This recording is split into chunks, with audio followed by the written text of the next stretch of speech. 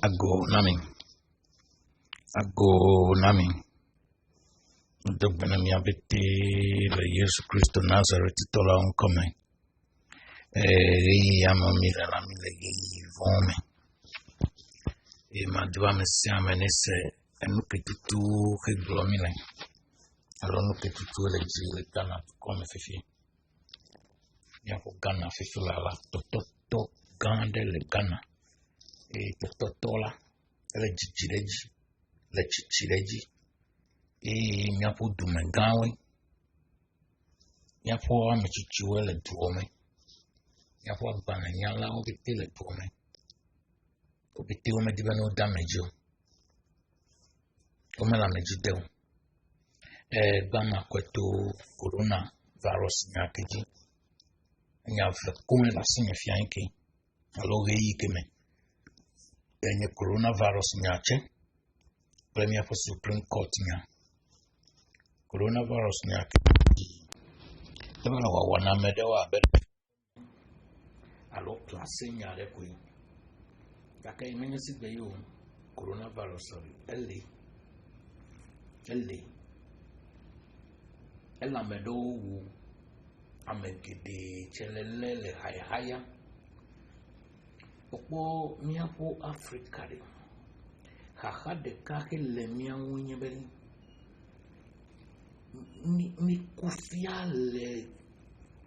damesu bubu damesu sume ni kufia le miapo tagbo ela bei amedawo le he o de school he o na banlewe he yata mi yo be doctor medical doctor, koji doctor, doctor lawe meche ole hame doctor chichiwe doctor ngobede ole kaka migal kabobo de chiga lekon miga yobe medical council ikefia beli ametatia de togiwe le doctor ome koga dengoi yowe le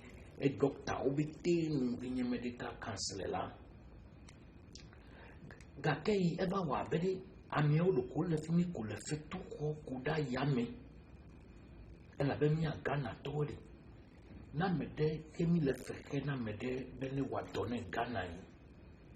mecho de kele me be ami wa dolo me wa do e wa do nwere lu me wa do nwere ola e ya me kamio kakenya no fekene na mede kebe abia gbecho nyami won ja mede weche ye Ghana tola ke yo cho le fu pe aba mesiami je oje nu fu de enyame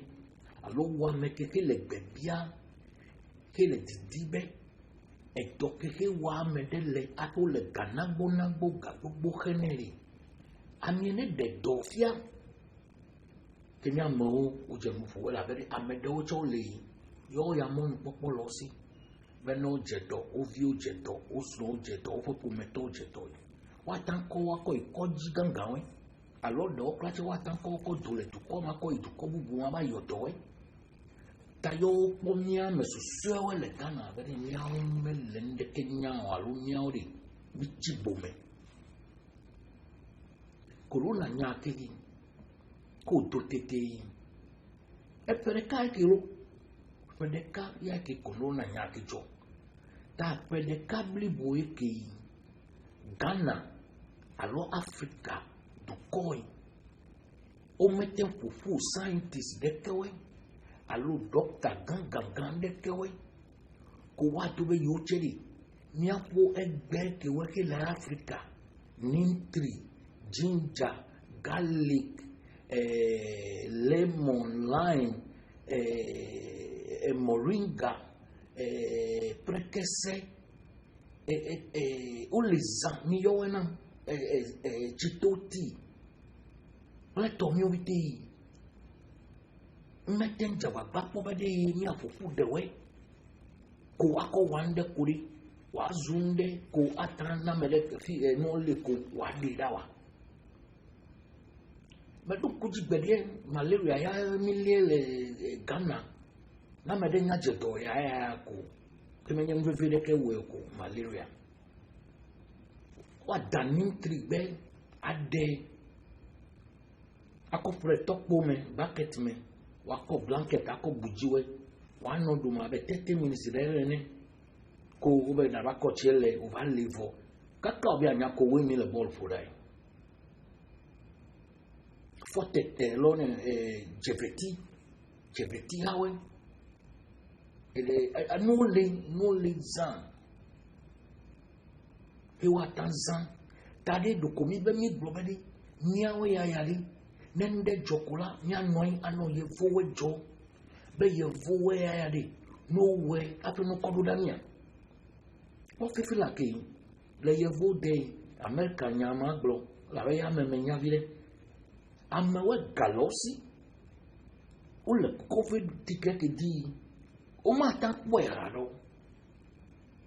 o ma ta poyo amewe ko le koji do wa pewe ke o yo le fu comme front line to we amewe ko le ejonuna covid-19 coronavirus we yo le dona gban apa me bubu de sia de akpo ati kamele smell medle de decho ka ususu be yevoe yo ya wa kwatikari wa we akovena mi ya la Africa aba donami ape we yo cho wa no didi bene yodoa ncho mese president Akufo-Addo de you Ghana tola you bene you play 17 million vaccine fino le pochu be okode mi afa me chichewe ko le politics me no le mia ble le Ghana sigbe kenya mi la sipolipo na de ATM ale gbegbe fina mi ye 17 million vaccine pochupe na nyabe vaccine ke he flebo ye be 17 million yi bayo kalabule vaccine manyo ya logbo le akove na mi le Ghana elle avait vacciné, elles ont le dodo et puis fini où il y a 17 millions là pour tuer. Even Africa Union, quoi tu as Ramaphosa, qui est South Africa president, et South Africa talk là le yobe le corrupt, que on va kodo Africa Union ready. Into me, ebe Ghana, according to paper, que nous mettons pour nous mettre boy 4 million, ya o la allocate in Ghana. Nchoche me ka sebe 2.5 for yako Ghana atanpo la kenya po president ya le mia blebe 17 million yako kwa mile fino ye kwotu ipe opongo ko mo liri ma funju nya Ghana tori mili lawyer lecturer de ebe yo word de be timorous mile so timorous ni le tibo boti bedia kume we kominu nenu le ji nyano po ben nenu von le ji nyano po ben ma ponu ma cho ma titre de mi akwa jojo nyenyeji be awo medical council Ministry of Health FDA, a group were talking, le responsible na tike wesibe. Look at that group were talking, ma pufudo puya ti amewe, beri amewe de, yocheri, no di, no jababa, no tome. Let me up the vaccine, kwache. Eti be nya ho vaccine, let me wa kukudeme, nya ku vaccine me. Akpo ya be de no kiri, no wa kwe done Ghana tori. Anua. Oma benu luwa elabe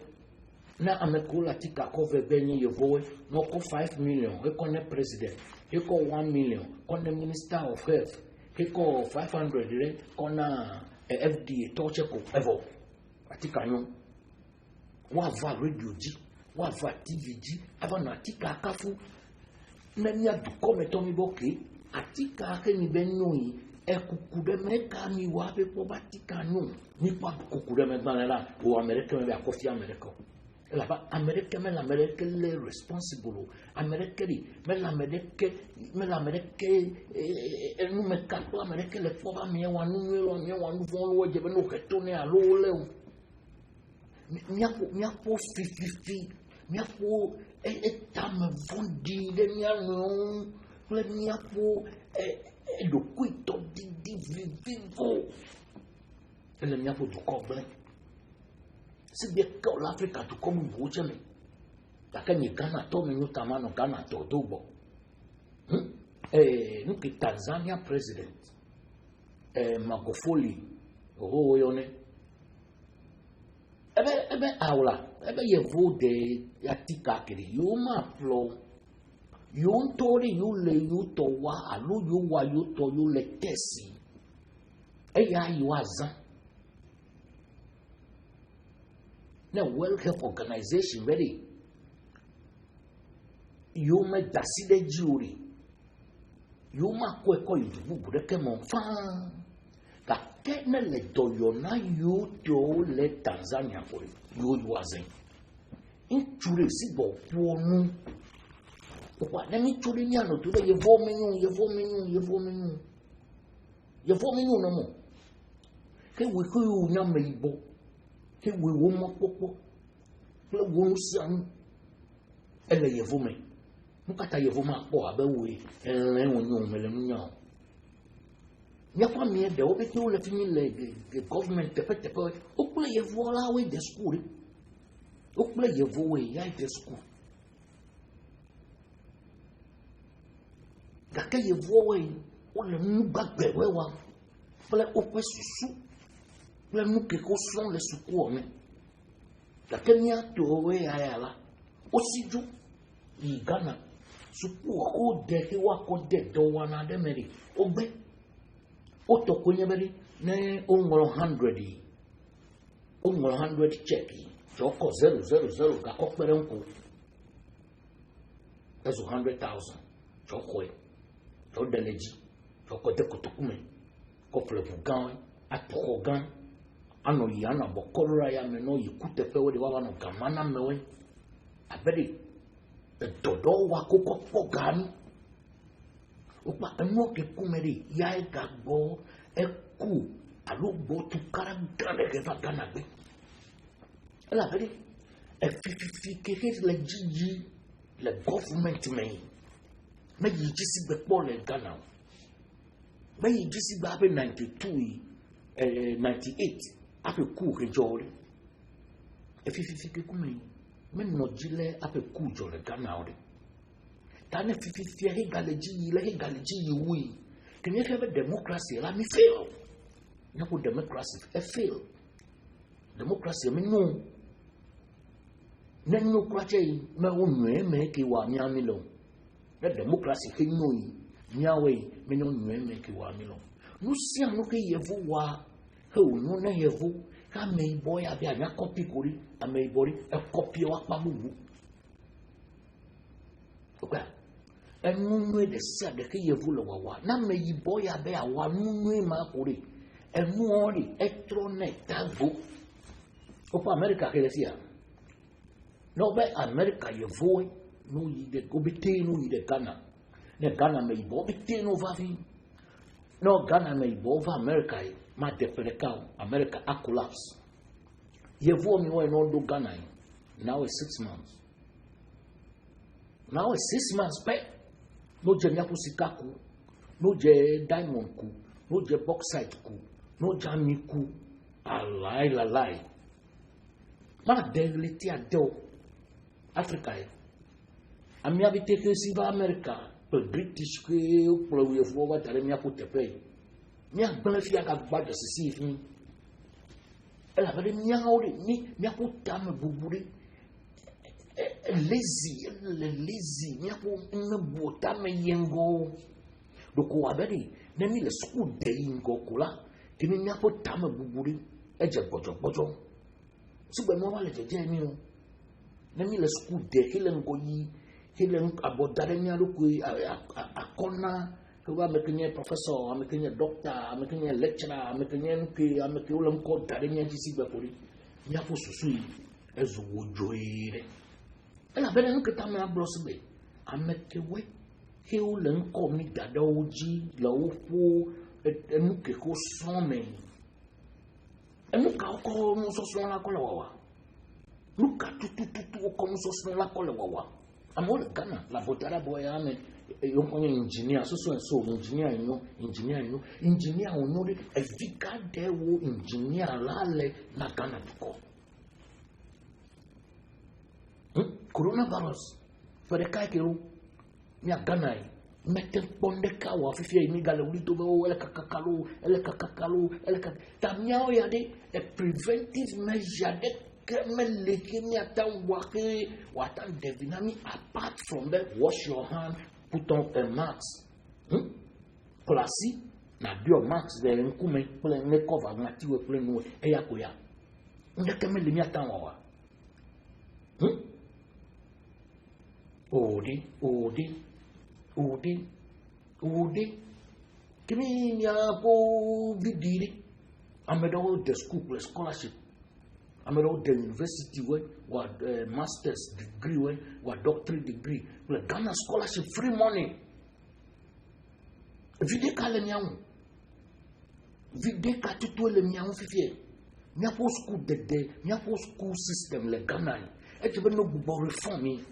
because the collaboration is super home. All the back that sent to Troy University, now me do the university, let me bakuli. He will let tomatoes jala sime, let me put me like do crache. Abia do cover, I'm here to be the university there. For asimeto miari, and yabe yaba play your tomatoes like the jada for la fine, yabadre, etebe ya pokaleji. Ene poka mideji yaga yasi abo ele school for kenevie ele no mi ku mobiti wa ka kenevie ki do vobiti le university je va zoulin dara je va zoulin jo wa po fodo ko nu be unemployed graduate e un mekpe na wecho un mekpe na wo jo be you strike you work you a demonstration. Nyako education system like Ghana, Africa, Blibori, it's a no reforming. Because many need the coon, many need the one. The more come on the support day, feel like you do the support, the more you have to call in by, the more you have to come a bit of bassa.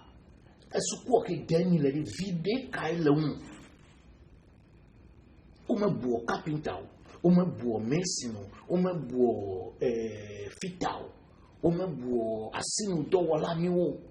Kake yo wele wubu jiraru. Amedele duku yo be engineer. Kake no blend je ko in roadside fital. Amedele duku yo be construction engineer. In a constructor. In a nuka at the university you are building a construction. I know yo le yo beme kake okoi. Onende wade won alo honto kwache mason keme de suku po no ko plan ne kwache da no po de ben ko ran ko po anu eya itu oko ni plumber ya ba jira wa fojido you see enye unpe ye vo de le si bolo ye vo de na mede he tonko be ni engineer road engineer lo civil engineer wa po le wa gbono no me wakwe la mionu waname nukatamia yari mata wando nukatamia ya mata wando nko kumi khode nya dokuji nko jojo nko videma no nko we kafraru eni yata ye gbe kafra na Ghana to alo meibo ki le nkoto ni professor alo doctor alo momi abia do na mekpo e ofunu wa yo bo ofunu wa no blani nam because babia ke me bia ro kunya be e we ke o le nko mi to bi yo dare jiwe vide ka tutu ya docho enwe me na doko alo wo duke me ke chu vide ka docho me na doko do me to e ple doko vide ka me docho mo ta wo doctor wo professor wo degree wo abokoko jime ple to vide ka lo vide ke me ba le won vide ke me ba le won Nyame bore kakale miau ale bebe. Ikeri nemi metro mia po susuri adefu. Metro mia po susuri adefu. Yami va koma subo alo subo. Niko subo le kodengo. Yami bere subo yume. Yami le nutovu we hititre de subo we mwale. Yami yo we wa mire. Kakemi ko subo kodengo. Yami le fifi le subo me ben. Sofo weche. Ou le fifi. The politician we ko fi guy. Jo fa solie me. Jo de envelope me. C'est tout. Jo be sofo e yo tight ki. E we sofo ko tight e ko po recordé. Look at my beard, a doctor wa mekeleri. Atan po tight kesunu. Legleti de camera atan po times 10. Ite bana bien, ba ko ma bien. Ala ba po na we sunu na. So for do le onya medewe. Ta oto asia mioji. Ba o tight de no ko evere. It's a special tight, no de la joke. Kini o ko denwi ela ba onya mere e tore me. Na ba envelope e tore me. Epori enyiri me biama obe mau nukata kuri madidi wojo alo madidi wo dollar yonye dollar nutronu dollar we kuri wa gere Ghana Africa me kuri ame ko biti ho chisibe ko chebe no wanda ko metere wa bitiri ko no biti ko pa ko biti nojo ko ne ko meri ne tron ko me siama nkuma ame siama wake up. Messiame a wake up. Sika yo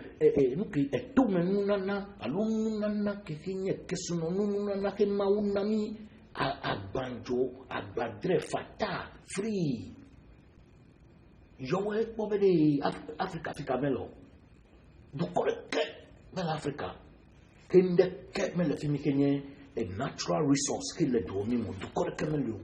Togo le fini prache phosphate losi.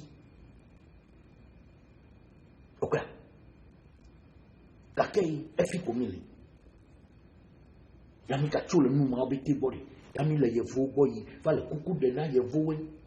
Mi aba khoga le yevo bo. Mi aba doga le yevo bo. Aba de kuku na wa doga le obo. Jeni ko gari. Ko wa khefe tu. Na mewe. Abe kifie Ghana. Ame koko do le parliament in choki. Ame de kale koko babe. Ghana CD akpe alafa de plejivo akpe alafa de 600,000 plejivo ya kobole de pene doko wa chedo MPO le parliament toy chedo tu wa le pene ki va ime ya ta wa hoka boboni fine jidu do ye ga potu igbe o ye ga dogbe soko ba kenawe je yo chokwe aba mele kojo abati mele kojo mo ikole buke nyanya buko ganji amo la yinba funo la yinba mo jigi fen okole fifen bi ti la yinba suku viwe ma gboro yoto ncho ya obe o e covid nyake corona nyake ena be do wa de futari eni de kukuri amekiwe ko nya suku viwe ni na mo no popo we bedi suku vieweri opo osuku flet wa khele yi ya me de dedi ni ko e ko kewe ogbe parliament to gidi ogbe be yo ma no lejo kakei yo ya ole cd ape alafa de pleji voko be de pene do de kenawe ole fi me yule enuka policy che policy ya wa ole pene kiri che policy tututu la parliament towa ya devina Ghana chombe wako fictitious deal we efi gbanewe efi dodowe ya wako ba de parliament jo sign jo bi ti o ko nwe yo jo ko fi Ghana ga wa japa deal da bo PDS da bo tema habo dile mi ko wale habo he koma jira ha bodo he wa di le de moto we beti le di le me ko je be no mi onu we no kakai amedo wa ko ganyo driba but me apo shipping system feel like that the shipping system in Temahabo is a company ke le fimi le do wa because MDC to we kwa mi o vetala o be no yo che yo va MPP va fifi ya chene do lia mi we fifi e do ble o meten le do wa le fuma because amedeke me la medeke le gbebio e o me le to ke na medeke de e do nu mawa le jidudu domo e ata che ajo e la ko ano yeke coronavirus na ke ko le wi do fi be o le coronavirus is this it's a lot happen like this like that airport him be you are control coronavirus joy nya Ghana to gbugbu ke le Ghana me tempo Ghana to reke be no wa do mi ba ko ne Nigeria day anago day na mi ba ko ekona ya fifi amo le gbogbo be you over to airport e krache o ko gale yo si ko na yo jo mo atese na yo jo ka America me la America le bi America no mo kon mi apo politician we pe mi apo ngogbe no le Ghana o ko le Ghana do oplo enye no bia ni le kai no ta me susu ko ekero na soja o gava plo do krache adameju na tepe na soja o va he gava plo duke adameju la be democracy re glomile mi anton semo me les ans ta mi apo democracy e fi de no me no ye vote unyan ta opo democracy ele to wa mi awe ya de mi apo nu na finole opo no be adoi je wa bere jive tari no le nu fori jamelo abo o le nu fodo da mebo me nu fodo da mebo yo ye vondo yon ne be common sense de e bude mi afa balanya lawe le Ghana common sense bude mi apo nu no lawe gede le Ghana common sense kenye afamenunya tame bubu afamenunya o tame bubu mega le agbalenya la gede si le Ghana agbalenya amegede le Ghana fifi ko le sukude kebe yo le nusu on le sukude le nusu no be ne yo va zan so son question yo le ko pere Ghana on re do ko la balance le suno be ne yo va ko yo na poto re ko yo che yo apo gafi akotoko aplevu anome anobo ko raya me eviwe no viwe o fayo viwe we prometo we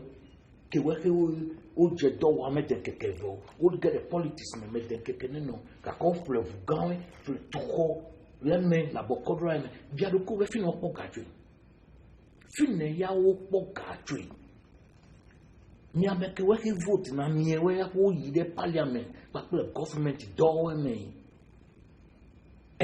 mi apo lemme le si pe ko mi gale le mi apo podo me o le si be ko podo me o gale takamia ya etukoia flebu leme la bokodo ya me wa wududu tro wa gbanle me kan leji le fu de ile gbogbo gede o lo fu viwe ko ba dare yo fu de do viu plus no o le yo fu da fe yo le kana de fun le ti ade si ade e yo fu de ra e wa ya o gale fun ma ko vo we vote ne ko de vote ne de chi na be no vote na ide ya jagba ko be wa ko chi covenant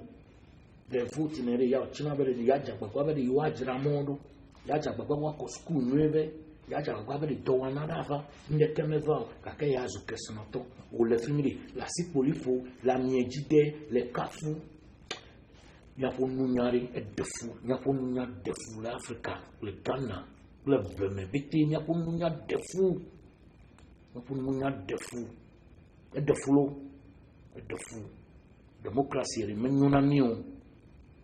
democracy re enyuna yevoe la kemia meibori enyuna niu je nu butame le kemia tan troisi le mia fo duko popon le kemia na medeki ewa duko ga nyama nya le akhetone be chori amabubu ma weo ya je be miso la be yevo de o ma Tanzania go jiludu ga eni ka kwa yoro ma tenyo wajimo taka Africa ya watawi America mbia wandeke o edofu uire mai de Supreme Court nyaji egbe Supreme Court alo yakwema enye chokibai le Ghana Supreme Court nde dotara ikeri edovovona nyi elabe numila ne o me poniro la attente toto grande va to come ne Supreme Court he globe jemensa ici mega he ya nya medeka ki pe atan globe amekiri ya duji adu president na mi wa vote ya ko atan globe amede duji na obe ya matan yide adaka mele court come he wa bia gbebere elenu ko yiji ape oten globe ameki duji ameki me duji orai no me na obo anu omi ola adefu ela bedi he wo jenya gome apeto chachu chikata ebe ne yo wa ye voyo ndebe interrogation ne yo wa interrogation de isi mega ejeje kiewe ke ya chine chachube o mehia on ela bedi eye vo ndebe cross examination ke wa kwa me da kame enya dasefori wa ko da kame ano court da kame wa bia gbe wa dia dasefocho nuke we ke yijunre egbo jiva beta mega yan be ni yo wa ke o the case management ke wa 5 days 2 days go away because o dem ma be tell me fifia ye ke do bedi ejemin sa kenye isi mega ne ida da kame ne chachu ne bia gbe fifia o ti be ne utro no to me kaka a judge ke tutu ke doya no ke doya bedi o bia gbe la da kame no la vale do egbe e choke ba yipenya no le do bedi ele chachu ele ba bia bedi by force no bedi amiene ida da camera alori amiefe amebeto o de no plo poto kenye human rights elibe america mata force you para nuke kume ya jovairo nuke kume ya jovai ya ke junfofu nyamiwe ya mekiwe ko susu ibe judge dewe utafu yiwe judge do bayiwe judge dere o tro yu pe nya jojo ezu nya vonri ya ti o yu me atanga jo na mereki wanvivi wele kumeri ko no tro na wucho po wo mo no popo yi se wucho tu de mene meni mi abiti le sibe ya ka mekiriri o mata ko e papa do Ghana blibori mata ko ke jeji ke wo ne utronya hibe jemin sama yadaka no abiagbe enya le ko mi ato e chori mi asenya ka keno zube jeji we le Supreme Court wa do bo me hia be jemin sama yadaka mo tai ma yadaka mo keni adefu menya ba megiro le nupocho nya kenu menya be jeje wa wande chung la be no me wande ke chung la ake tototo le tukarava tukome ake tototo le tukarava tukome fifi ba wa beri chachu chikata ele president Mahama ple NDC ofu lawyer ameton ya face o le fifi ele isi Akufo-Addo AC lawyer Akufo-Addo lawyer ple jeje we ameton ya face o le wanu blani to wanu blani be chachu kenye lawyer de ya ikaba le nufia jeje we le fini Supreme Court jeje we chachu ya le nufia we in court proceeding court pe do wa da we chachu ya le nufia fifie wanu blani to yana me ochuri ko ire suku be yo ire engineering pe course do wa pe ko fail ko mega tan o fail potoi to ba bubu be yo ye lo wa pe la bonya be akachuno nya akachuka kanywere ya kula wadu no nya akachuka kanywere ya ku wadu maone ko koke kana maone ko nya kana tori nya ko nuvon we de kokemi la beri mau pe fifo diri le ganaji nous commettons les dits, mais il y a people did le Ghana dit. Et ne me connaît nous créer à Jolly à June 4th, 31st December. Et à ta journée, nous careful. Donc, il y a qui, mais il y a soja, soja, way avant. De comme viewing, le way à chou, et non chula, ma bobo. Et à ta mine, clalo. Il y a pour politiciens, nous very careful, nous clalo. Et la bonne chose, c'est que tu kakakai. Les miens pour me bec et va zioler grilla. Et je vais me faire le mien de Kuita. Je vais faire le one et que c'est mis la me comme c'est mis la tout pini manche. Ma on est non pas connu. Ma on peut gagner les promis. Le rio katame. Dinami dubera, le coronavirus. Et nous ne va y. Classi, du max. Donc, nous qui pepri.